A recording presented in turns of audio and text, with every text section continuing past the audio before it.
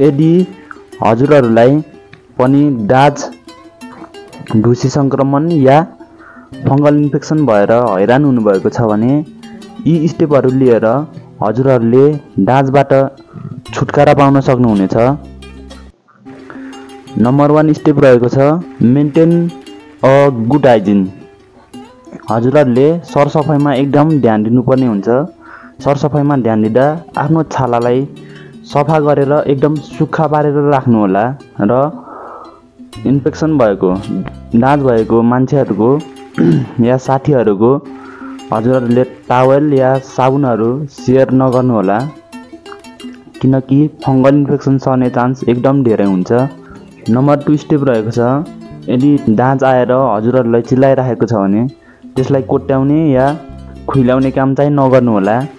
खुइलायो भने झन् बढी सर्ने या बढी इन्फेक्सन हुने चान्स एकदम धेरै हुन्छ।